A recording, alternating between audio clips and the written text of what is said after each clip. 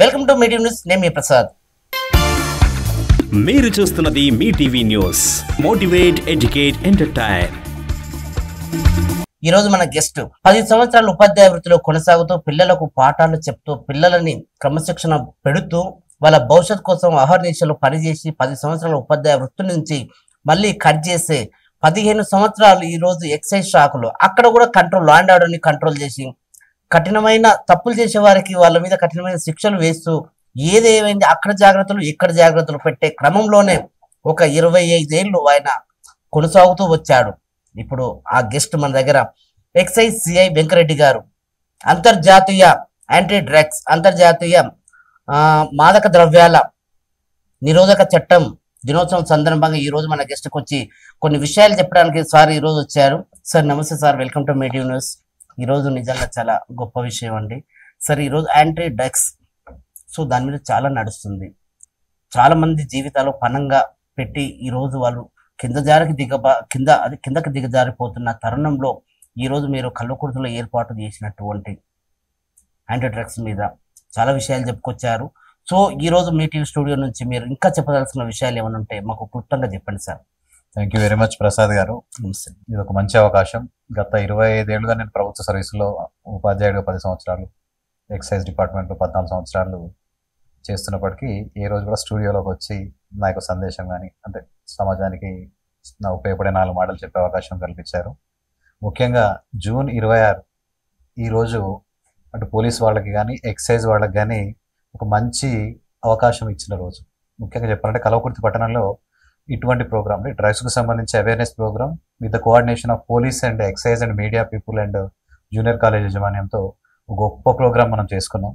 దానికి మీరు ఇచ్చిన సహకారం కానీ టెక్నికల్ సపోర్ట్ వాట్ ఎవర్ చాలా హ్యాపీగా ఫీల్ అవుతున్నాను సార్. అక్కడ సమయాభావంలో మనం అన్ని విషయాలు మాట్లాడుకోలేకపోయినాం కాబట్టి మళ్ళీ స్టూడియోకి వచ్చి నా వంతు నాకు ఎక్స్పీరియన్స్ అంటే పిల్లలకి బాగు కోసం టీచర్ జాబ్లో అయినా పిల్లల భవిష్యత్తు, ఎక్సైజ్లోనైనా సరే ఇప్పుడు చేపడుతున్న మాదక ద్రవ్యాల వ్యతిరేక దినోత్సవం June 26 is celebrated as International Day Against Drug Abuse and Illicit Trafficking.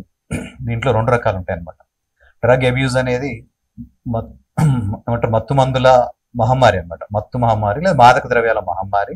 Illicit trafficking అంటే ఇందులో రకాలు ఉంటాయి అనమాట. ఇందులో ఏమి అమ్మాయిల్ని అపహరించడము లేదా ఇది ఒకటి డ్రగ్స్ని ఇల్లిసిట్గా తేవడము అంటే సరఫరా, ఇవన్నీ కూడా దీంట్లో ఇది పెద్ద సబ్జెక్టు. దీన్ని యుఎన్ఓ June 26ని ప్రకటించింది. అయితే ఈరోజు మనం అక్కడ చెప్పడం కూడా ఏంటంటే June 26 ఎవరు మర్చిపోకుండా మన విద్యార్థులు యువత ఎవరైతే ఉన్నారో ఈరోజు మనం అందరితో ప్రతిజ్ఞ చేయించడం జరిగింది. ఎట్టి పరిస్థితుల్లో మేము డ్రగ్ వాడనీయము. సమాజంలో ఎవరైనా వాడితే లేదా తెస్తే సప్లై చేస్తే ఆ సమాచారాన్ని ఎక్సైజ్ అండ్ పోలీస్కి ఇచ్చుకుంటూ సమాజ నిర్మాణంలో డ్రగ్ రహిత తెలంగాణ స్థాపన దిశగా పిల్లలు కూడా చాలా ఉత్సాహంగా ప్రతిజ్ఞ చేయడం జరిగింది. ఆ చేసిన ప్రతిజ్ఞ వీళ్ళకి ఎప్పుడైనా డ్రగ్ మాట వినపడినా, ఎవరైనా డ్రగ్ ఆఫర్ చేసినా, ప్రతిజ్ఞ అంటే ఏంది, ఎప్పుడు బ్రేక్ చేయలేంది. సో ఆ ప్రతిజ్ఞ గుర్తుపెట్టుకుంటూ ముందుకు పోతున్న ఉద్దేశంతోనే మన ఎమ్మెల్యే గారు కసిరెడ్డి నారాయణ రెడ్డి గారు కానీ, తర్వాత మన డిఎస్పీ గారు Venkateshwar sir, civil inspector Nagarjuna గారు, ఎక్సైజ్ నుంచి నేను, మళ్ళీ ఎస్ఐలు మాధవరెడ్డి, వీరబాబు, ఎక్సైజ్ ఎస్ఐ వివేక్, మా సిబ్బంది అంతా కూడా ఈరోజు మీడియా మిత్రుల సహకారంతో ఒక మంచి ప్రోగ్రామ్ చేసుకున్నాం మన కల్వకుర్తి పట్టణంలో. అయితే స్టెప్ బై స్టెప్ మన డ్రగ్ అంటే ఏంది దాని గురించి మనం మెల్లగా మాట్లాడాలి సార్. ఇప్పుడు డ్రగ్ అనేది ఎక్కడో సిటీలో జరుగుతూ ఉంటుంది, ఇంత మారుమూల గ్రామంలో మారి ఈ పట్టణాల్లో కూడా వ్యాపిస్తుంది అంటే ఈ లోపం ఎక్కడ జరుగుతుంది, ఎలా జరుగుతుంది, దాన్ని ఎలా నివారిస్తారు, దానికి ఏమైనా మీరు దగ్గర చర్యలు ఉన్నాయా, ఇంకేమన్నా దానికోసం ఏమైనా ఏర్పాట్లు చేస్తారా భద్రతా సిబ్బంది? డ్రగ్ అనే పదంలో చాలా విపరీతమైన స్కోప్ ఉన్నటువంటి ఒక పదం డ్రగ్. అంటే మనకు జ్వరం వస్తే ఒక పారాసిటమాల్, ఒళ్ళు నొప్పులకి బ్రూఫిన్, అందులో ప్రతిలాంటిది అవి వాడుతుంటాం. సో ఇది ఒక రకమైన అంటే మెడిసినల్ డ్రగ్స్. నెక్స్ట్ ఇంకా నార్కోటిక్ డ్రగ్స్ అంటే మన సెంట్రల్ నర్వ్ సిస్టమ్ని బానిసను చేసుకొని ఒక మనిషికి స్టార్టింగ్లో ఉల్లాసాన్ని ఇస్తూ ఎప్పుడైతే అది లేకుండా ఉండలేని స్థితి తెచ్చి ఒక వ్యసనపరుడిగా మారుస్తుందో సెంట్రల్ నర్వస్ సిస్టమ్ మొత్తం దాని ఆధీనంలోకి తీసుకునే డ్రగ్స్ నార్కోటిక్ డ్రగ్స్. సైకోట్రాఫిక్ అంటే మనం బిహేవియర్ చేంజ్ చేసే సైకోట్రిక్ డ్రగ్స్. ఇట్లున్నాయి, రకరకాలు ఉన్నాయి. కొన్ని అంటే మనకి ఇంకా దీంట్లో మెడిసినల్ డ్రగ్స్ అంటే దీంట్లో నార్కోటిక్ డ్రగ్స్లో హెరాయిన్, కొకాయిన్, చెరస్. అయితే మనం గాంజా ఇప్పుడు మెయిన్గా మనలాంటి విలేజెస్కి అంత డ్రగ్ రాలేదు ఇంకా. ప్రజెంట్ డే ఇంజనీరింగ్ కాలేజెస్ లేదా పిల్లలు ఎవరైతే హైదరాబాద్ నుంచి ఇక్కడి మన దగ్గరకు వచ్చి ఉన్నారో వన్ బై వన్ ఒక పీర్ గ్రూప్ ప్రెషర్ లేదా ఏదో మరి వాళ్ళ ఒక ప్రయోగం లాగానో తెచ్చి ఇప్పుడిప్పుడే మన కల్వకుర్తి పట్టణం మన సర్కిల్ పరిధిలో కొన్ని విలేజ్ల్లో కంప్లైంట్స్ వస్తున్నాయి. తిరుగుతున్నాం కానీ దాని ఇంకొంచెం సీజర్ కి ఇంకొంచెం కష్టపడాలి. ఇప్పటి వరకు మీ దృష్టికి ఏమైనా వచ్చినాయి? మన పట్టణంలో అంటే ఈ స్టేషన్ లో నేను ఇంకేం గంజా లాంటి కేసెస్ ఈవెన్ నేను వచ్చిన తర్వాత చేయలేకపోయాను. అంటే ఈవెన్ సర్వేలెన్స్ ఉంది. ప్రీవియస్ నేను Nizamabad district task force inspector గా చేసిన కాలంలో 17 కేజీలు 30 కేజీలు పెట్టినాము. ఒక కేసులో అయితే గాంజా కేసులో శిక్ష పడేలా, యాక్చువల్గా ఎక్సైజ్ కేసులో కానీ దీంట్లో శిక్షలు తక్కువ పడతాయి. 5 సంవత్సరాల జైలు శిక్ష పడేట్లుగా మేము చేసిన ఒక కేసులో విజయం సాధించడం, ఆ కేసు నాకు ఎంతో సంతృప్తినిచ్చింది. అయితే ఇక్కడ వచ్చేసరికి డ్రగ్ లో ఈ మధ్య నేను చెప్పాను ఇంతకుముందు కూడా, ఈ మత్తు వెతుక్కునే క్రమంలో కాఫ్ సిరప్, కోడిన్ అట్లాంటివి కూడా ఏంది మనకు దగ్గకుండా కొంచెం మత్తిచ్చి పడుకోబెట్టినకి 1 డోసా 2 డోసులు లాగా దీన్ని మత్తుకే ఓనర్గా వాడుకొని కొన్ని దగ్గు టానిక్ల సిరప్లో పిల్లలు కన్జ్యూమ్ చేయడం. ఇంకా మనము ఏదన్నా పెన్తో రాసిన చెడపనికి వాడే వైట్నర్ ఉంటుంది, వైట్నర్ని కూడా వీళ్ళు కర్చీఫ్లో వేసుకొని పీల్చుకొని మత్తుకు ఆస్వాదం జరుగుతుంది. రకరకాలు. అయితే మీరు అన్నారు దీనికి ఎవరిది వైఫల్యము అంటున్నారంటే, మెయిన్గా అంటే తల్లిదండ్రుల వైఫల్యం అన్నాడు. కానీ తల్లిదండ్రులు పిల్లల మీద నిఘా పెట్టాలి. వీడు తీసుకోవాల్సిన డబ్బులు ఏం చేస్తున్నాడు, ఇట్లా విచ్చలవిడిగా డబ్బులు ఇవ్వకుండా వాడు ఎక్కడ తిరుగుతున్నాడు, వన్ ఫోన్ కాంటాక్ట్ లేనిది, ఎవరితో మాట్లాడుతున్నాడు, ఖచ్చితంగా తల్లిదండ్రులు కేర్ తీసుకోవాలి. వాళ్ళకు కానప్పుడు అనుమానంగా ఉన్నప్పుడు తల్లిదండ్రులు ఇటు పోలీసు వారి సహకారం కానీ, ఎక్సైజ్ వారి సహకారం కానీ, మీడియా మిత్రులతో కానీ చెప్తే దాన్ని మనం ఆదిలోనే తుంచేయచ్చు. సార్, డ్రగ్ స్టార్టింగ్ స్టేజ్ లో వాడు డ్రగ్స్ కి అలవాటు అయ్యిండు, బానిస అయ్యిండు, డ్రగ్స్ తీసుకుంటాను ఎలా ఐడెంటిఫై చేయాలి అని దాని గురించి మనం ఏదన్నా అంటే అవేర్నెస్ ప్రోగ్రామ్ ఏమన్నా కంటెస్ట్ చేయొచ్చా? పేరెంట్స్ కానీ, యువకులు కానీ, చూసే ఫ్రెండ్స్ కానీ, టీచర్స్ కానీ, లెక్చరర్స్ కానీ, ఇట్లా. ఎందుకంటే వాడు సమాజంలో తిరుగుతున్నాడు, సమాజంతో పాటు వారికి కొన్ని సంబంధాలు ఉంటాయి కాబట్టి వాడిని అడిక్ట్ అవుతున్నాడు, వీడు రాంగ్ రూట్ లో వెళ్తా ఉన్నాడు అని వానికి ఐడెంటిఫై చేయడానికి ఏమన్నా మనం తెలుసుకోవడానికి ప్రయత్నం చేస్తున్నాం. ఈ మత్తు పదార్థాలకి అలవాటు కావడం స్టేజ్ యాక్చువల్ గా ఈ రోజు మనం ఇంటర్మీడియట్ కాలేజీలో చేసిన ప్రోగ్రామ్. సో టీనేజ్ అంటే 19 years వరకు మనం టీనేజ్ అంటాం, కంప్లీషన్ ఆఫ్ ఇంటర్మీడియట్ కూడా. సో వీళ్ళలో లోపల వచ్చే హార్మోనల్ ఇంపాక్ట్ వల్ల కావచ్చు, దేనివల్ల కావచ్చు, కానీ రిస్క్ టేకింగ్ ఎబిలిటీ పెరుగుతుంది వీళ్ళకి. అంటే జయమవుతుంది, లేదా టేస్ట్ చేద్దామని, లేదా తోటి ఫ్రెండ్స్ వీళ్ళని ప్రెషర్ చేయడం. సో ఆ క్రమంలో ఏం చేస్తుంటే తల్లిదండ్రుల మాట వినకపోవడం, వీడి ఇంట్లోనే హైడ్ చేస్తూ ఉండడము, ఇంట్లో పెట్టిన డబ్బులో ఏవో తీసుకొని పోవడము జరుగుతుంది. ప్లస్ వీడి కళ్ళు కూడా ఎప్పుడైతే డ్రగ్ వాడేటోడు, ఈవెందో మనం కూడా గుర్తుపడతాం, లిక్కర్ వేసి వచ్చినప్పుడు ఒకటి పేసు, లిక్కర్ లేకుండా ఫ్రెష్గా వచ్చినప్పుడు ఒకటి పేసు ఎలా ఉంటుందో, ఈవెన్ ఎంత పెద్దోడైనా. చిన్నపిల్లల్లో ఖచ్చితంగా వాళ్ళకి కళ్ళు, ముక్కు, లేదా ఏదైనా డ్రగ్ సిరంజిలతో తీసుకుంటే వాడి బాడీ మీద ఉండే నీడిల్ డ్రాప్స్, నీడిల్ మార్క్స్ కానీ మనం అబ్జర్వ్ చేస్తూ మెయిన్ థింగ్ ఏంటంటే ఇంట్లో వాడు రెవల్యూషనరీ తయారవుతాడు. ఎప్పుడైతే డ్రగ్స్కి అలవాటు అవుతాడో పేరెంట్స్ లెక్క లేదు, టీచర్స్ లెక్క లేదు, అని కెరీరే లెక్కలేనితనంగా ఉంటుంది. కాబట్టి ఉంటుంది బిహేవియరల్ చేంజెస్ పరిపూర్ణంగా ఉంటాయి. మీకు ఒక ఎగ్జాంపుల్ చెప్పాలంటే, మన ఇంట్లో పిల్లాడు డ్రగ్స్ జోలికి అసలు ఏం లేనప్పుడు, అంటే మనందరికి అపరిచితుడు సినిమా గుర్తే ఉంటుంది. అపరిచితుల్లో 3 షేడ్స్ మనం చూస్తాం. హీరో ఫస్ట్ ఫేజ్ లో మంచిగా ఉన్నప్పుడు రామన్ లాగా ఉంటాడు. మన పిల్లోడికి ఏ చెడు అలవాటు ఏది లేనప్పుడు వాడు రామన్ లాగే ఉంటాడు. అలవాటు అయినప్పుడు సరదా కోసం అలవాటైన క్రమంలో గాల్లో తేలుతూ జాయ్ఫుల్ గా ఉంటూ రెమో అయిపోతాడు. అంటే రెమోతో కూడా ఇబ్బంది లేదు, వాడు ఎంజాయ్ చేస్తాడు, ఫనీగా ఉంటాడు, లవ్లీగా చాలా మంచిదంటాడు. ఎప్పుడైతే తను అపరిచితుడుగా మారుతాడో, సార్ అక్కడ అపరిచితుడు ఒక పర్పస్ కోసం కొట్లాడినాడు, కానీ ఇక్కడ అపరిచితుడు ఏంటంటే వీడు తనని, తన కుటుంబాన్ని, తన వ్యవస్థల్ని చిన్నాభిన్నం చేయడానికి. సార్ ఆ సినిమాని నేను డిమోట్ చేయట్లేదు, అది చాలా మంచి సినిమా. కానీ ఇక్కడ జరుగుతుంది ఏంటంటే అతను ఏదైతే లక్ష్యంతో చేస్తుందో ఇక్కడ ఈ లక్ష్యం లేకుండా నిర్లక్ష్యంగా తయారయ్యి సమాజానికి ఒక బగ్ లాగా, నేను ఏమన్నాను అది ఈరోజు మనం చెప్పడం మిస్ అయింది, డ్రగ్ ఈజ్ ఏ బగ్ అని. బగ్ అంటే ఒక చెదపురుగు. Okay drug is a bug అంటే ఒక బగ్ మన ఇంట్లో కానీ ఎక్కడన్నా చెరబడిందంటే మన ఒంటిని మొత్తం తినేస్తుంది bug. So drug is a bug లాగా తయారయ్యి స్టార్టింగ్ స్టేజ్ లో నివారించాలి. ఒక చెదలు ఇంట్లో మూలకు వస్తే నువ్వు దాన్ని మన ఒంట్లోకి వచ్చినా, వాడి బిహేవియర్ లోకి వచ్చినా ఒక బగ్ లాగా వాడి కెరీర్ ని, అతనితో పాటు ఫ్యామిలీని, వ్యవస్థని రకరకాలుగా చేస్తుంది.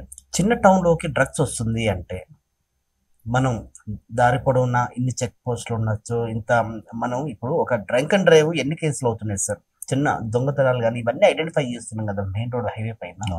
ఈ డ్రగ్ వస్తుంది అంటే ఇక్కడ పాన్ కొట్ల, కిరాణా కొట్లలో కూడా దొరికే అవకాశం ఉంది ఇప్పుడు సందర్భంలో. ఎట్లా కంట్రోల్ చేయడానికి మీరు డిపార్ట్మెంట్ యాజ్ ఎ పోలీస్ శాఖ నుంచి కానీ ఇట్లా ఏమన్నా దానికోసం చర్యలు ఏమైనా తీసుకుంటున్నారా? అయితే మీరు అన్నట్టు డ్రగ్ ఏంటంటే ఫర్ ఎగ్జాంపుల్ సారా, లిక్కర్, ఇవి పెద్ద హ్యూజ్ క్వాంటిటీస్ తెస్తే ఈవెన్ బండి మీద తెచ్చినా దొరుకుతుంది, ఇది ఎక్కడ దొరుకుతుంది. ఇప్పుడు ప్రజెంట్ డే వస్తున్న డ్రగ్స్ ఏంటంటే గ్రామ్స్, మిల్లీ గ్రామ్స్ క్వాంటిటీలో తను ఎక్కడ పెడతాడు. ఈవెన్ సో ఇప్పటికీ కూడా మనోళ్ళు రకరకాల అంటే ఇన్ఫర్మేషన్ లేని చోటల్లా వాడు ఈవెన్ చెప్పాలంటే నిన్న మన చదివాను ఒక పేపర్లో, ఏమైతుందంటే ఈ సాఫ్ట్వేర్ అమ్మాయిలు ఈ వీకెండ్లో పబ్కి వెళ్ళి ఎవడో ఒకటి పరిచయం అయ్యి వాటితోని తయారై వాడు ఏం చేస్తాడు, మెల్లగా వీళ్ళకి డ్రగ్ అప్పుడు వస్తాడు. డబ్బులు లేని కాలంలో వీళ్ళు ఏం చేస్తారంటే మీరే పోయి గోవాకి తీసుకొచ్చి ఇక్కడ తెచ్చి ఇవ్వండి, మీకు ఇస్తాము, మీకు డబ్బులు ఇస్తాము అని వీళ్ళే పెడ్లర్స్ తయారైనారు. ఫస్ట్ ఫేజ్ లో వీళ్ళు ఏం చేసినారు, జస్ట్ టేస్ట్ చూద్దామని దిగినారు. అంటే స్టార్టింగ్ స్టేజ్ నుంచి వీళ్ళే మీడియేటర్ గా వీళ్ళే ఒక స్టేజ్ లో ఏమైనారు, వీళ్ళు హ్యాబిట్యూటెడ్స్ అయినారు. థర్డ్ ఏమైనా ఎడిక్షన్స్ అయినారు. ఎడిక్టెడ్ స్టేజ్ లో నిన్ను లొంగ తీసుకుంటాడు వాడు. ఈవెన్ నువ్వు డ్రగ్ తీసుకున్న కండిషన్ లో అంటే చదివాను మొన్న ఈనాడులో మత్తులో అమ్మాయిలుగా నేను రోజు తీసిన చార్ట్ మీద కూడా ఉంది, నేను ఇస్తాను. ఏమవుతుందంటే వాళ్ళు వీళ్ళను మత్తులో దింపి వీళ్ళ న్యూడ్ ఫొటోస్ తీసి బ్లాక్మెయిల్ చేసి నువ్వు పోయి డ్రగ్ తీసుకొస్తేనేమో ఏం కాదు, గోవాకి వెళ్తావో అక్కడ నేను పరిచయం చేస్తాను.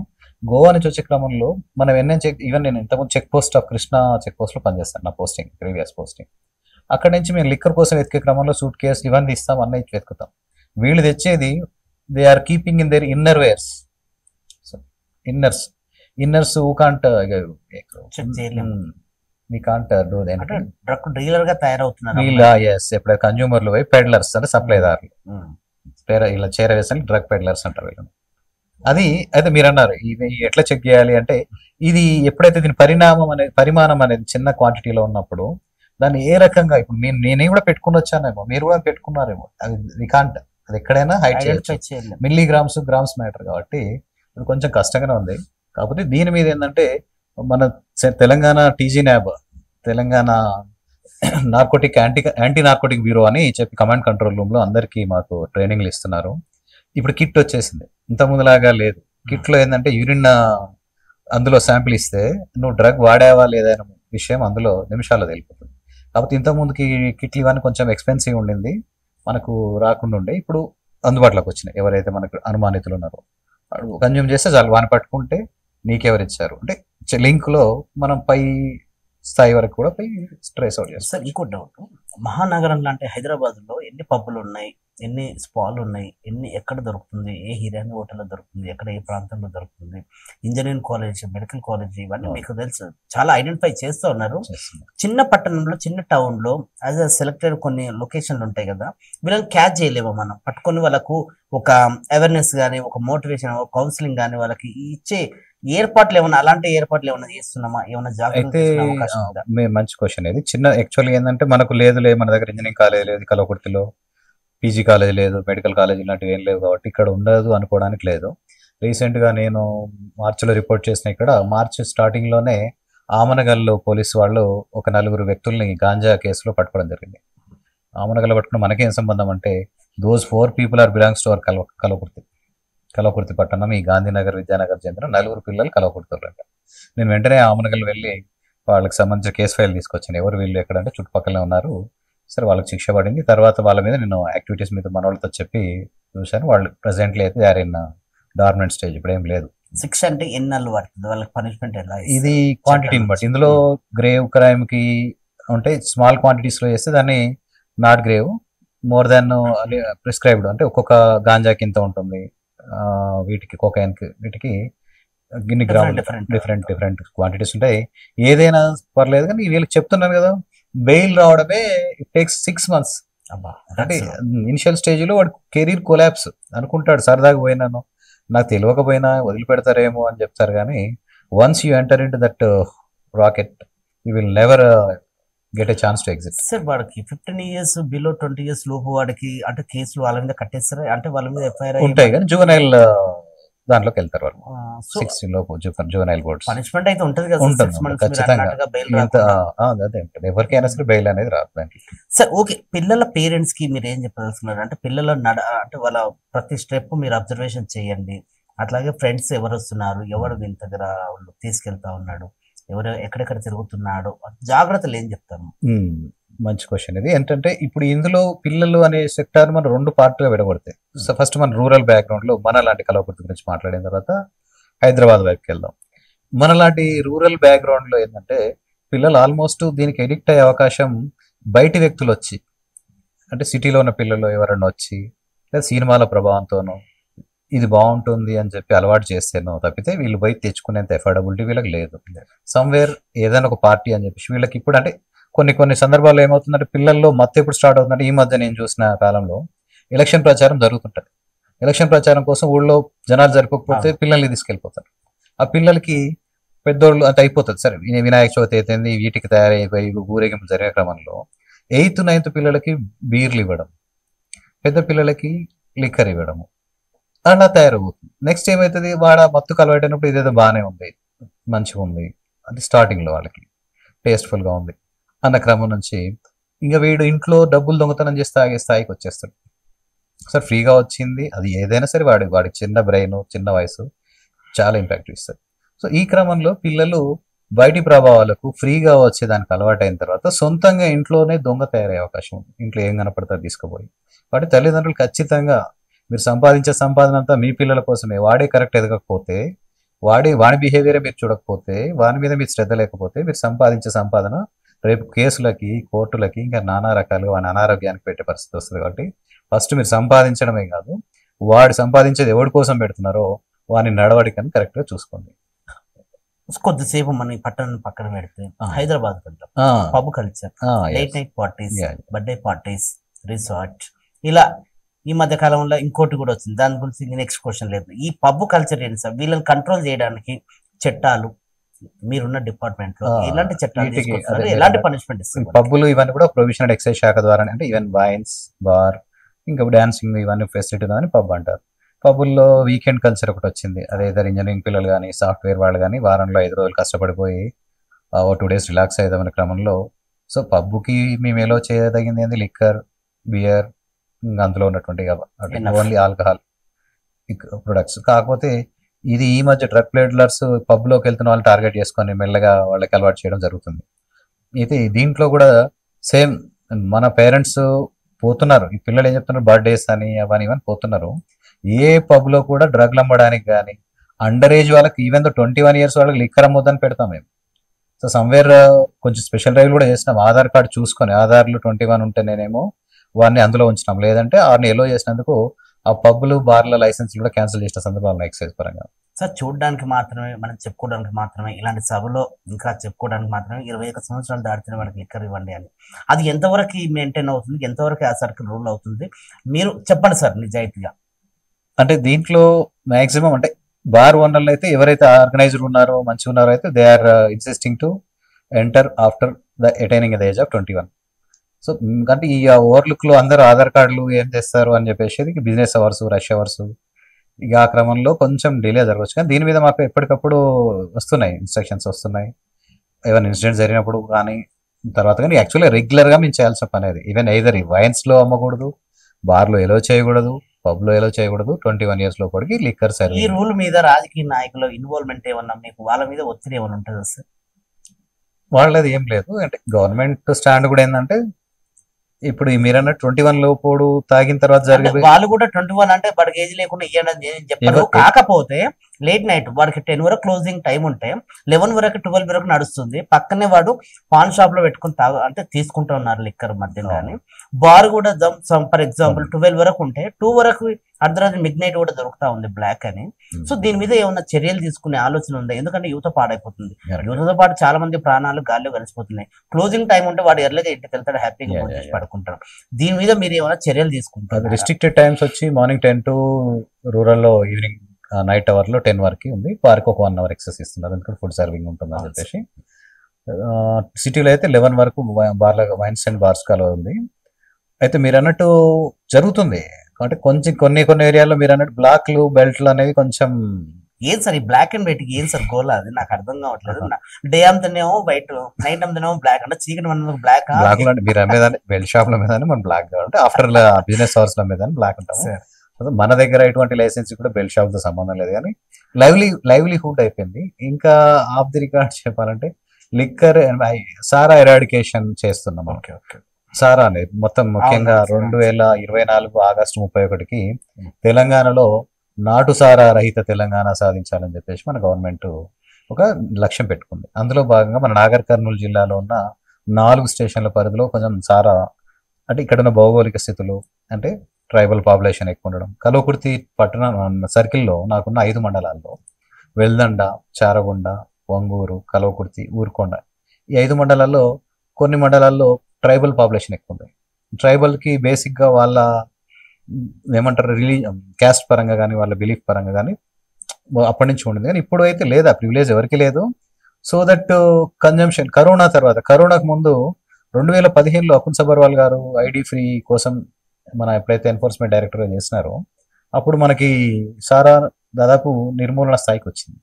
2019 కోవిడ్ తర్వాత ఎప్పుడైతే ఒక 50 రోజులు మన షాపులు బంద్ అయిపోయినాయి, అప్పుడు ఏంది కంటేజియస్ వస్తుందని చెప్పేసి అప్పుడు జరిగింది ఏంటంటే సెల్ఫ్ కన్జంప్షన్ స్టార్ట్ అయింది. సో దట్ ఈ ఎలక్షన్స్ హడావుడి మాక్ డ్యూటీ ఇలాంటి దాంట్లో కొంచెం సూపర్విజన్ ల్యాక్ వచ్చేసరికి మళ్ళీ ప్రివేల్ అయి కూర్చుంది. ఇప్పటికైనా పర్లేదు, ఎక్కడ మన కల్వకుర్తిలో ఎవరు బెల్లం అమ్మట్లేదు కూడా. కాకపోతే వీళ్ళు హైదరాబాద్కి వెళ్ళిపోయి హైడ్గా అంటే అంతకుముందు అయితే ట్రాన్స్పోర్టేషన్ వెహికల్ వచ్చేది మేము వాటిని పట్టుకునేది జరిగేది. ఇప్పుడు ఎంత ఈజీగా తయారైనారంటే వీళ్ళు హైదరాబాద్ బస్ ఎక్కి వెళ్ళిపోతారు. అక్కడ ఏం జరుగుతుంది, ఈ ఓనే కార్ ఉంటుంది అంటే మీరే డ్రైవ్ చేసుకుంటూ ఒక 5,000 రూపాయలు ఇచ్చి కార్ తెచ్చుకోవాలి. ఆ కార్లో ఏం చేస్తాడు, బెల్లం ఏమన్నా బేగం బజార్ ఇవన్నీ కదా, అక్కడికి వెళ్ళిపోయి గంజలో దాని నిండా కుక్కుపోను 10-15 బ్యాగ్స్ తెచ్చి రూరల్లో ఎవరైతే ముందుగా డబ్బులు ఇచ్చినారో 10-15 మంది డిస్టిలర్ అంటే తయారు చేసే వాళ్ళు ఉన్నారో వాళ్ళకి ఇచ్చేస్తారు. మాకు కారు వచ్చిందని తెలిసే లోపల డిస్పర్స్ అయిపోతుంది. సార్, ఈ మధ్యకాలంలో మీరు దాడులు చేస్తున్నారు, కేసులు కడుతున్నారు, చాలా మంది బాగా సోదాలు కూడా జరుగుతూ ఉన్నాయి. ఇవన్నీ చూస్తూ ఉన్నాం, చాలా యాక్టివ్గా చేస్తున్నారు మీరు. నిజంగా సార్ గొప్ప విషయం అది. గత ప్రభుత్వం తీసుకున్నటువంటి కుటుంబ నిర్మూలన చేసే క్రమంలో వాళ్ళ అంటే రోడ్డుపైకి వచ్చారు, జీవనాధారం కోల్పోయింది అనే క్రమంలో వాళ్ళకు కొంచెం ప్రభుత్వం నుంచి ఆర్థిక సాయం కూడా చేశారు. మీరు వేరే ఏదైనా షిఫ్ట్ అయ్యి ఏదైనా బిజినెస్ చేసుకుంటానికి, సో మళ్ళీ వాళ్ళు తిరిగి మళ్ళీ గుడుంబ మీద పడడానికి, గుడుంబ అంటారు సార్, ఈ గుడుంబ. సో ఏం సార్ మీరు ప్రధానంగా అంటే వాళ్ళకి ఇచ్చిన స్కీమ్ వల్ల వచ్చిన అమౌంట్ ఏం చేశారు వాళ్ళు, మళ్ళీ వాళ్ళు ఇది తయారు చేసుకోవడానికి ముఖ్య కారణం ఏంటి, ఏంది వాళ్ళకి ఎక్కడ లోపం జరుగుతుంది? మంచి క్వశ్చన్. యాక్చువల్గా ఇది 2000 మీకు చెప్పిన అకున్ సబర్వాల్ గారి పీరియడ్ లో తను క్రైమ్ కంట్రోల్ తో పాటు మరి క్రైమ్ కంట్రోల్ అయిన వాళ్ళకి ఏం చేయాలని చెప్పేసి గవర్నమెంట్ తో మాట్లాడారు. అప్పుడున్న గవర్నమెంట్ తో వాళ్ళు ముందే ఇష్యూ చేసినారు. తండాల్లో తిరిగి ఎవరికైతే కేసులు ఉన్నాయో, ఎవరైతే బైండ్ ఓవర్ అయినారో వాళ్ళకి ఖచ్చితంగా 2 lakhs రూపీస్ ఇస్తాము అని చెప్పేసి ఒక పారామీటర్స్ పెట్టినారు. ఆ పారామీటర్లో ఆ టైంలో నేను నల్గొండ జిల్లా నాంపల్లిలో ఎక్సైజ్సిఐగా నా ఫస్ట్ పోస్టింగ్. ఇక్కడ మినిమం ఒక 20 మందికి 2 lakhs రూపీస్లో బర్లు కొనియడం కానీ, ఆటోస్ కొనియడం కానీ, టెంట్ హౌస్లు పెట్టియడం కానీ జరిగింది. ఆ ఫ్యామిలీస్ ఏవి మళ్ళీ వెనక్కి రాలేదు, bounce back to the ID రాలేదు. సో కొత్తగా ఇప్పుడు అది ఉన్నది ఎంత అందరికి ఇవ్వలేరు కదా, వాళ్ళకి ఉంటుంది మనకు ఆర్థిక పరిమితులు, అక్కడ మేము పెట్టుకున్న పారామీటర్స్ బట్టి. సో ఇప్పుడు కూడా మేము గవర్నమెంట్ నుంచి కూడా అదే ఎక్స్పెక్ట్ చేస్తున్నాము, ఇస్తుండొచ్చు. ఆగస్టు 31 దాకా ఈ ఎరాడికేషన్ జరుగుతుంది. ఎరాడికేషన్ ఆఫ్ అంటే నిర్మూలన, నాటు సారా నిర్మూలన జరిగితే మళ్ళీ మనం విలేజెస్ నుంచి ప్రపోజల్ పంపిద్దాం. అంటే నేను చెప్పాను ఎంపీడీఓస్ కానీ మధ్యలో మా ఎంఆర్ఓస్కి మాట్లాడినప్పుడు ఉన్నతాధికారుల ముందు కూడా, సార్ అప్పుడు ఇట్లా చేసినాం కదా, ఈసారి కూడా వీళ్ళు ఎవరైతే ఉన్నారో very poorest of the poor, ఇంకా వేరే ఏం సోర్స్ లేకుండా ఉన్నారన్నప్పుడు వాళ్ళకి మనకు లోన్స్ ఇవ్వడమా ఏదైనా ఉంటుంది కదా సార్, అది చేద్దామంటే వాళ్ళు కూడా సానుకూలంగా స్పందించారు. ఈ దిశగా ఈ రోజు మన ఎమ్మెల్యే గారితో కూడా నేను అంతకుముందు ఒకసారి చెప్పుకుంటే జరిగితే మీరు ఇది కూడా మంచి పాయింటే యాక్చువల్గా నేను చెప్దాం అనుకున్నది. ఎందుకంటే రిహాబిలిటేషన్, వీటి పునరావాసం అంటారు. అంటే వదిలేసినాడు మన మాట నమ్మి, అది తప్పని తెలిసి అవగాహన తప్పు, కేసు ఫస్ట్ పట్టుబడితే కేసు రాస్తున్నారు, సెకండ్ పట్టుబడితే బైండ్ ఓవర్ చేస్తున్నారు. సెకండ్ టైం అయినప్పుడు బైండ్ ఓవర్ అంటే నేను 1,00,000 రూపాయలు కడతా ఒక్క సంవత్సరంలో కనుక నేను మళ్ళీ కేసు కడితే అని చెప్పేసి, అంటే bind overing for a good behaviour. So దొరికాడు అనుకుందాం, 1,00,000 రూపాయలు కట్టాల్సిందే, నోటీస్ సర్వ్ చేస్తాము, 1,00,000 కట్టాలి. సో ఇవన్నీ ఎందుకు, బండ్లకి వచ్చిన తర్వాత నేను వచ్చిన తర్వాతనే ఆల్మోస్ట్ ఈ 4 నెలల టైంలో ఒక 25 బండ్లకి 30 బండ్లకి మేము సీజ్ చేసినాం. అంటే అతనికి నష్టం జరుగుతుంది.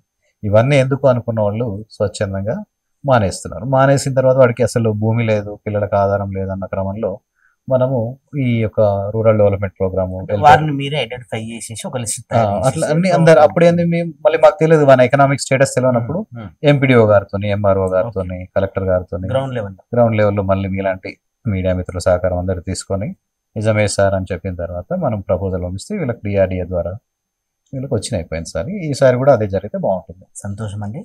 రాష్ట్ర సీఎం యనమల రేవంత్ రెడ్డి గారు చాలా కఠినంగా నిర్ణయం తీసుకున్నారు యాంటీ డ్రగ్స్ మీద. జీవితాలు పాడవుతున్న యువత ముఖ్యంగా ప్రాణాలు కోల్పోతున్నారు, హైవే పైకి ఎక్కుతున్నారు, rash driving, over driving, helmet లేని ప్రయాణం చేస్తూ ఉన్నారు.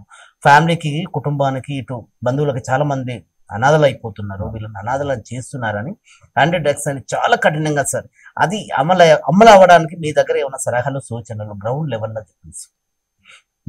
అంటే it's very happy to work here Kalwakurthy circle because CM sir's native village is under my jurisdiction. So it's very pleasure to me. అయితే మీరు అన్నట్టు సార్ కూడా చాలా స్ట్రిక్ట్ ఉన్నారు. సార్ ఇప్పుడు actually CM office command control రూమ్లో పెట్టుకున్నారు. అంటే sir every hour every minute surveillance on the all those activities, illegal activities మీద మినిట్ టు మినిట్ అప్డేట్ కోసము సార్ రివ్యూస్ చేస్తున్నారు. మాకు ట్రైనింగ్ అయిన రోజు సార్ కమాండ్ కంట్రోల్కి వచ్చినారు అక్కడికి. అయితే మీరు అన్నట్టు మరి ఇది అందరి బాధ్యత. అంటే ఎవరు ఒక పోలీసు, ఒక ఎక్సైజ్, ఒక మీడియానో, ఒక పేరెంట్ చేయలేడు. దీంట్లో అవేర్నెస్ మెయిన్. పిల్లల్లోకి అవేర్నెస్ తీసుకుపోవడానికి నిరంతరం ఇప్పటి నుంచి యాక్చువల్గా నేను ఈరోజు స్టార్ట్ చేశాను. ఇది అన్ని స్థాయిల్లో డిగ్రీ కాలేజ్, ఇంకా మీరు మీడియా వాళ్ళు పెట్టినా వచ్చి మాట్లాడడానికి రెడీగా ఉన్నాము. అవగాహన తెద్దాం. ఆ పదార్థం ఏది మంచిది కాదు. ఈవెన్ మన పిల్లలకి నో చెప్పడం అనేది అలవాటు చేయాలి. ఇప్పుడు ఈవెన్ నేను చెప్తాను పిల్లలకి, మీ ఇంట్లో మీ అమ్మ నీకు ఇష్టం లేని కూర పెడితేనే, మీ అమ్మ నీకు నష్టం చేయదు, నీ మంచి చూసుకునే ఆమె ఇంట్లో వండిన కూర పెడుతుంది అంటే ఏంది, నీకు రుచికి నచ్చకపోతేనే నువ్వు అంటున్నావు. నీ ఫ్రెండ్ ఒకటి నీకు తెలుసు డ్రగ్ అను మత్తు పదార్థం తెస్తున్నాడు, దానికి నువ్వు నో చెప్పు. నీ పేరెంట్స్కి ఇచ్చే విలువ అది. ఆమె బాధపడతా అని చెప్పినా కూడా నో నేను తినను అంటు. నువ్వు తినకపోతే నష్టం నీకే, కానీ అక్కడ బాధపడే వాళ్ళు. ఇక్కడ నువ్వు ఫ్రెండ్కి నో చెప్పకపోతే తీసుకుని తినేది నువ్వే, నష్టపోయేది నువ్వే, నీ ద్వారా మళ్ళీ నష్టం కలిగేది అది. అంటే చెప్తున్నా, నో చెప్పాలి. Say no to drug, say yes to life అనేది మేము ఈరోజు క్యాంపెయిన్లో పిల్లలతో అందరితో చెప్పించడం జరిగింది. మెయిన్ థింగ్ ఏంటంటే పిల్లలకి అవగాహనే దీనికి శాశ్వత పరిష్కారం. సార్ మీరు మాట్లాడుతున్న ఉపాధ్యాయుడు ఒక టీచర్ కనిపిస్తుంది నాకు. ఎందుకంటే మీరు కేసులు కూడా ఇట్లా డీల్ చేసి వాళ్ళని కొంచెం అవేర్నెస్ గా, అంటే వాళ్ళకు ఒక బాధ్యత అనేది గుర్తు చేసే క్రమంలో ఉన్నారేమో. ఏంటి సార్ మీరు ఫస్ట్ మొదట్లో టీచర్ గా కొనసాగారంటారు కదా, అక్కడ నుంచి ఈ లా అండ్ ఆర్డర్, ఈ ఎక్సైజ్, ఏంది రెగ్యులేషన్ కొద్దిగా ఒక 2 minutes లో చెప్తున్నా. యాక్చువల్గా నాది నల్గొండ డిస్టిక్. 2009 వరకు నేను ఉపాధ్యాయ వృత్తిలోనే కొనసాగాను.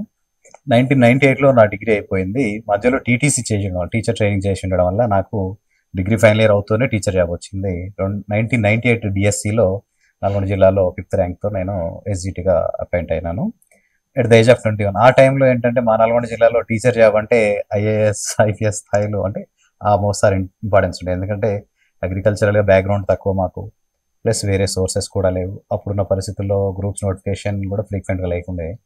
సో ఇంకా సెటిల్మెంట్ మిడిల్ క్లాస్ ఫ్యామిలీస్ కాబట్టి చెల్లేవాళ్ళు వీళ్ళు అన్ని రకాల ఆర్థిక పరిస్థితులు అయితేనే ఎర్నింగ్ స్టార్ట్ చేయాలి కాబట్టి టీచర్ జాబ్లో చేరాను. టీచర్ జాబ్ హాలియా మండలం చేసిన తర్వాత నేను మళ్ళీ ఎస్జిటిగా ఉన్నా కూడా హై స్కూల్కి వచ్చి చేస్తాను. నేను హై స్కూల్లో అయితే నాకు సాటిస్ఫాక్షన్ ఉంటుందని చెప్పేసి ఒక 8 సంవత్సరాలు పామనగుండ్ల అని చెప్పి కట్టంగూరు మండలంలో ఒక హై స్కూల్లో 8 సంవత్సరాలు ఎస్జిటిగా పనిచేసిన తర్వాత నా పక్కన ఇంకా స్కూల్లో ప్రైమరీ స్కూల్లో టీచరు ఎంఎస్సీ చేసి ఉన్నాడు. జేఎల్ పోస్ట్ కొట్టినాడు, జూనియర్ లెక్చరర్ పోస్ట్ కొట్టాడు ఏపీఎస్సీ నిర్వహించిన పరీక్షలు. అరే మనం ఎందుకు ట్రై చేయొద్దు, 10 ఏళ్ళైంది, 19 ఒకరు వచ్చి ఇందులోనే ఉందామా, బయటపడదామని క్రమంలో వెంకటరామరెడ్డి గారు అంటే వైఎస్ రాజశేఖర రెడ్డి గారి పీరియడ్లో వెంకటరామరెడ్డి గారు టీఎస్పీసీ చైర్మన్ వచ్చిన తర్వాత కామన్ పేపర్ చేశారు. అంతకుముందు వరకు ఏముండేనంటే 2 ఆప్షన్లు చదువుకుంటే గ్రూప్ 2 కానీ గ్రూప్ 1 కానీ మనకి బయటపడేటట్టుంది.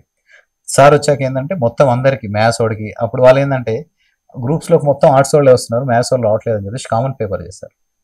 కామన్ పేపర్ చేయడంతో ఫస్ట్ బ్యాచ్ అదే ఫస్ట్ టైం అటెంప్ట్ కావడం 2009లో నా గ్రూప్ 2 ఫస్ట్ అటెంప్ట్. నేను ప్రిపేర్ అయింది ఒక 4-5 months. టీచర్ జాబ్ సెలవు పెట్టి కూర్చొని చదివాను మిత్రులతో. ఎట్ ఏ టైం ఇంటర్వ్యూ రావడం, సెలెక్షన్ కావడం. ఎక్సైజ్లో కూడా నాకు 5th ర్యాంక్ మళ్ళీ. So that first posting Kodad excise ఎస్ఐగా. కోదాడ నుంచి మిర్యాలగూడలో నాకు టైంలో నాకు సిఐ ప్రమోషన్ వచ్చింది. నాంపల్లి ఎక్సైజ్ స్టేషన్లో సిఐకి వచ్చాను. నిజామాబాద్ తర్వాత చెక్ పోస్ట్, ఇప్పుడు ఇక్కడ వచ్చాను. Sir tough question sir, teacher వృత్తిలో ఎలా ఉంది, పోలీస్ శాఖలో ఎలా ఉంది, రెండింటికి వ్యత్యాసం చెప్పండి sir. Teacher profession is always a Nobel profession. నాలాంటి వాళ్ళని మీలాంటి వాళ్ళని ఎందరినో తయారు చేయొచ్చు. సో ఎక్సైజ్ ప్రొఫెషన్ ఈజ్ వీళ్ళందరినీ కాపాడే పని. వీళ్ళందరిలో ఎవరు ఎడిక్ట్ కాకుండా ఉంటేనే అన్ని తయారవుతారు. 2 రకాలు మీరు చెప్పారు ఇంతకుముందు, ఇటు కాపాడడం ఇటు కాపాడడం. అక్కడనే వాడు పక్కదారి పట్టకుండా అక్కడ టీచర్ జ్ఞానం ఇస్తాడు. ఆడు జ్ఞానం తీసుకొని జ్ఞానాన్ని వాడుకునే స్థితిలో ఉన్నాడా, మరి పక్కకు పోతున్నాడా, కంట్రోల్ చేసే క్రమంలో దేనికి ఎడిక్ట్ కాకుండా ఉండడం. అతనికి చెడు మార్గాలు దగ్గర కాకుండా చూసే క్రమం రెండు ఉన్నాయి సార్ ఇక్కడ. సమాజానికి పరిచయం చేస్తున్న స్టూడెంట్స్ ని సమాజంలో చెడు తెరుగులు అంటే తిరగకుండా కాపాడేలా అంటారు. అయితే ఈరోజు చూసాం మనం మీటింగ్ లో నారాయణ రెడ్డి గారు చెప్పారు, అంటే మన ఎమ్మెల్యే గారు మంచి మాట అన్నారు. నా దగ్గర చదువుకున్న సార్ విద్యా సంస్థలో చదువుకున్న పిల్లలు మన అక్కడ కూర్చున్న అందరికంటే కూడా టాప్ లో ఉన్న వాళ్ళు తయారైనారు అని చెప్పేసి.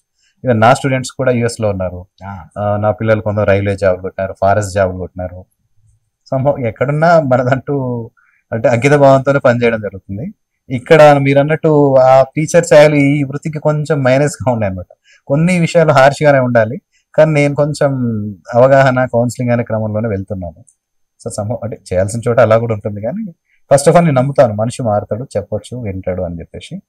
Okay sir, thank you. మరి ఇంకొకటి సార్, ఇది rave culture sir. Rave culture ఏంటి అసలు? ఆ కల్చర్ ఎలా వచ్చింది మనకి, ఎలా అంటుకుంది అది? ఇది మెల్లమెల్ల స్ప్రెడ్ అవుతూ బెంగళూరు వాళ్ళకి వెళ్ళిపోయినాం కదా మొన్న. ఏం సార్ దీనివల్ల చాలా మంది విఐపీల పిల్లలు బయటకు వచ్చేసి చాలా రచ్చ అయిపోయింది అది. రేవ్ పార్టీస్ ఏంటి, దాన్ని ఎలా కంట్రోల్ చేసి ఏమన్నా ఫర్దర్ గా మూమెంట్ ఏమైనా తీసుకొస్తున్నారు? అదే అనమాట, ఈ రేవ్ పార్టీస్ అనేవి అక్కడ మీకు ఏది కావాలంటే అదంటే ఏ రకమైన డ్రగ్ అంటే నేను విన్నదంటే, నాకు దాని గురించి కూడా పెద్ద రేవ్ అనేది డెఫినేషన్ కాదు, ఏం కాదు. It's a combination of all those drugs are illicitly unlimited enjoy అని చెప్తుంటారు. అది యాక్చువల్లీ మనం చేసిన సర్కిల్ పరిధిలో ఎక్కడ నాకు లేకుండా, కానీ మనం నాకు డిపార్ట్మెంట్ పరంగా ఉన్న పరిజ్ఞానం ఏంటంటే, హైఫై సొసైటీలో పిల్లలకి అన్ని అందుబాటులో ఉంటాయి. డబ్బులు, వాళ్ళు కోరుకున్న వాహనం అంటే ఇన్ టైంలో రీచ్ అవ్వగలిగినటువంటి ఎయిర్వేస్ కానీ ట్రాన్స్పోర్టేషన్ కానీ ఉంటుంది. ఎప్పుడైతే ఇవన్నీ ఉన్నప్పుడు they will plan for the biggest ఏమంటారు వాళ్ళకి, ఇంకా అన్నిటికంటే పెద్దది ఒకటి చేసుకొని ఇంకా దాన్ని ఎంజాయ్కి వెళ్ళిపోదాం అనుకుంటారు. ఆ క్రమంలోనే అందులోంచి మళ్ళీ ఎవరో ఒక పెడ్లరో ఎవరో మనకి ఇన్ఫర్మేషన్ వస్తుంది, వెళ్తున్నారు. దీనికి మెయిన్ థింగ్ ఏంటంటే మళ్ళీ ఇక్కడ చెప్పాల్సింది పేరెంట్సే. ఎందుకంటే చెప్పా పెట్టకుండా ఎక్కడికో పోయి 100-200 మంది జమ అవుతారు. ఎక్కడి నుంచి ఎవరెవరు వచ్చిపోతారు అక్కడ తెలియదు. మరి అక్కడ జమ అయిన తర్వాత సమ్వన్ మనకి ఇన్ఫర్మేషన్ ఇస్తే తప్పితే అక్కడ రైట్ కూడా చేయలేము. ఆ ప్లేసెస్ కూడా ఎక్కడో హిడెన్ ప్లేసెస్ ఉంటాయి, ఫామ్ హౌసెస్ అవి ఉంటాయి. సో దట్ అట్లాంటి పరిస్థితుల్లో కూడా మళ్ళీ పేరెంట్స్, విచ్చలవిడిగా డబ్బులు ఇచ్చే పేరెంట్స్, కల్చర్ పేరుతో పిల్లల్ని ఒక స్టెప్ ముందుకు తీసుకుపోతున్న పేరెంట్స్ అంతా మళ్ళీ ఒకసారి ఆలోచించాల్సిన పరిస్థితి. సో మన పట్టణాలకు వస్తే మనకు రేవ్ కల్చర్ లేదు, పబ్ కల్చర్ లేదు. సో ఇంజనీరింగ్ కాలేజీలో మనకు ప్రాబ్లం లేదు. మనకున్న పట్టణంలో ఉన్న స్టూడెంట్స్ ని, యువతని కాపాడుకునే ఆలోచన చేయాలి మనం. సో ఇక్కడ ఏంటి సార్ ఫర్దర్ గా మీరు యువతకి ఇచ్చే సందేశం ఏంటంటే, లేట్ నైట్ పార్టీస్ కానీ, బర్త్డే పార్టీస్ అని ఈ చుట్టూ అంటే సిటీ అవుట్కట్స్ లో కొంచెం ఎక్కువగా తిరుగుతా ఉన్నారు, బండ్లు పెట్టుకుని, కార్లు పెట్టుకుని. అలాంటి వాళ్ళకు మీరు ఇచ్చే సలహా అంటే కఠినంగా ఉండాలి, రూల్ ఈజ్ పాస్ అట్లా. అంతే. ఇప్పుడు యాక్చువల్గా ఇక్కడ పిల్లలకు కూడా ఏంటంటే ఫస్ట్ యాక్చువల్గా లిమిట్, గాంజా కేసులో స్మోక్ చేస్తూ దొరికాడు అనుకోండి, మా ఎక్సైజ్ పరంగా వాడిని విచారణ చేస్తున్నాం. సో సమ్వేర్ సోర్స్ దొరికితే లింకప్ చేస్తూ వెళ్తున్నాం.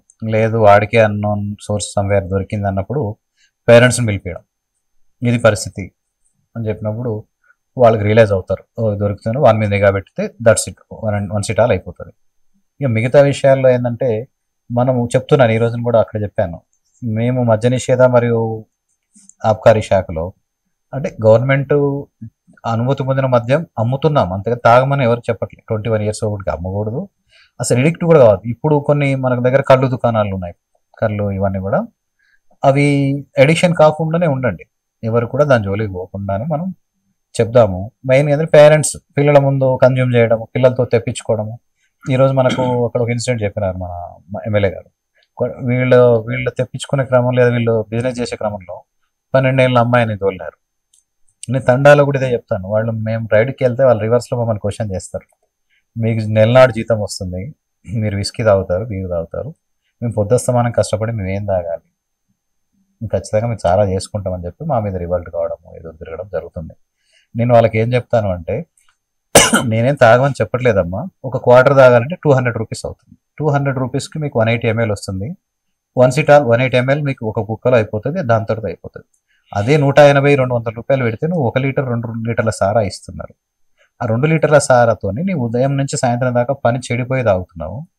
ప్లస్ ఆ సారా అనేది అరక్షిత పద్ధతిలో, it's not scientific, not as per the norms of distiller తయారైతున్నప్పుడు నీవు తాగే గొంతు కానించి చివరి ఎండ్ పాయింట్ లివర్ కిడ్నీస్ దాకా అది ఇంపాక్ట్ చూస్తుంది. నేను తాగమని చెప్పట్లేదు, గవర్నమెంట్ ఇది తాగమని చెప్పట్లేదు, ఇది తాగమని చెప్పట్లేదు. కాబట్టి 200 రూపీస్లో ఈ 180 ml అయిపోతుంది, దీని పని అయిపోతుంది. ఇదే 2 లీటర్ల బాటిల్ ఇంట్లో ఉంటే 7th క్లాస్ పాస్ అయినా నీ కొడుకు తాగుతాడు, నువ్వు ఇంట్లో తయారు చేసే క్రమంలో 10th క్లాస్లో ఉన్నాడు తాగుతాడు, నీ బిడ్డలు పిల్లలు తాగుతారు, ఎంటైర్ ఫ్యామిలీ మళ్ళీ సారాలోనే పొంగిపోతారు. నెక్స్ట్ ఏంది, మీ లాభం కోసం అమ్మే సారా వల్ల గ్రామాల్లో 30-40 ఇయర్స్ మధ్యలోనే మగవాళ్ళు చనిపోతున్నారు. అతని మీద డిపెండ్ అయినటువంటి భార్య పిల్లలు అనాథలు అవుతున్నారు. మళ్ళీ ఏం జరుగుతుందంటే ఎవరైతే సారా తాగడం వల్ల చనిపోయినటువంటి వ్యక్తి వాళ్ళ భార్య ఉన్నారో తను మళ్ళీ ఏం చేయాల్సి వస్తుందంటే మళ్ళీ she also began to sell or distil the ID liquor సారా. కాబట్టి ఓపెన్ గా చెప్తే వాళ్ళు ఎలా రియాక్ట్ అవుతారు సార్? నేను చెప్తారు, అన్ని అంటారు, మీరు ఇట్లా చెప్తారు మీకు వస్తుంది అని చెప్తాను, 1-2 సార్లు 3 సార్లు చెప్తూనే ఉంటాము. విలేజ్ ఇక్కడ కూడా కొంచెం కోఆపరేటివ్ గా ఉన్నారు, గ్రామాల్లో కొంతమంది నాయకులు చెప్తే వింటున్నారు. ఒక మార్పు దిశగా అయితే తిరుగుతున్నాం తండల్లోకి. ఇంకా వీళ్ళని ఇంకా అవేర్నెస్ పూర్తిగా మార్చడానికి మీరు చేసిన ప్రయత్నాలు ఇటు పోలీస్ శాఖ నుంచి, అబ్కారీ శాఖ నుంచి, పొలిటికల్ లీడర్స్ నుంచి, ఇంకా యూత్ నుంచి ఇలాంటివి ఏమన్నా ఇంకా వీళ్ళ నుంచి ఏదన్నా మీరు గ్రౌండ్ లెవెల్లో సపోర్ట్ కోసం ఏమన్నా అడుగుతున్నాను, ప్రతి ఒక్కరితో మాట్లాడుతున్నాను. వెహికల్స్ పట్టడం జరిగిన తర్వాత ఏమంటున్నాను అంటే ఇదే చెప్తున్నాను ఇప్పుడు. సార్ ఏమని చెప్తున్నానంటే రేపు ఆగస్టు 31 తర్వాత మనందరం మీ ఊర్లో మీరే లిస్ట్ తయారండి. ఇప్పుడు ఏమంటాడంటే ఎవరైనా పట్టుకుంటే ఒక నాయకుడు కానీ ఎమ్మెల్యే గారు, సార్ వాళ్ళకి ఏం లేదు సార్ కొంచెం చూడండి సార్ మొదటిసారి అని చెప్పేసి రికమెండేషన్ అంటే ఏమన్నా చూడమని ఎవరినైతే చెప్తున్నారో వాళ్ళ పేరు మీరు లిస్ట్ తయారు చేయండి ఒకటి, మనందరం పోదాం. ఈవెన్ నేను వస్తాను, మీడియా ప్రతినిధులు వస్తారు, లేదా ఎంపీడీఓ గారు, ఎంఆర్ఓ గారు అందరూ కూడా ఎమ్మెల్యే గారి దగ్గరికి లిస్ట్ పంపుదాము. జెన్యున్ గా సారా అమ్మకపోతే కుటుంబం గడవని స్థితిలో ఉన్నవాళ్ళు కానీ ఉంటే తీసుకెళ్దాము, వాళ్ళ పక్షాన్ని అడుగుదాం. అంతే తప్పితే దీని మీదనే సంపాదించుకుంటూ బండ్లు కొనుక్కుంటూ ఇల్లు కట్టుకుంటూ ఇంకా దీంట్లోనే డిపెండ్ అయిన మాత్రం ఎట్టి పరిస్థితుల్లో టాలరేట్ చేయను. ఈవెన్ ఇది కూడా నేనేం ఇంట్రెస్ట్గా దీని మీద నేనేది ప్రొటెక్ట్ చేస్తానట్లేదు. ముందు మానేసి నా దగ్గర రండి, మానేసిన వాళ్ళ కోసం ఏం చేద్దాం తర్వాత చూద్దాం. ఈ రోజు జరిగిన కార్యక్రమంలో ఎమ్మెల్యే గారు కూడా చాలా ఓపెన్ గా చెప్పారు మీకు అధికారులకి, చాలా రూల్ మీరు చాలా కఠినంగా ఉండండి, హార్ష్ గా ఉండండి, ఎవరైనా ఈ పని చేసి ఇంక్లూడింగ్ నా ఫ్యామిలీకి వెళ్ళి చేసినా కూడా మీరు క్షమించొద్దు, గో అండ్ డ్యూటీ, మీ డ్యూటీ మీరు చేయండి, మీ విధులు ఎక్కడ ఎవరి రికమెండేషన్ ఎవరి సలహాలు వద్దు, మీరు సమాజం బాగుండాలి, ప్రతి ఒక్కరు ఆలోచించాలి అన్నప్పుడే మీరు ఇలాంటి డిసిషన్ తీసుకుని నేను రెడీ ఉన్నా మీకు సపోర్ట్.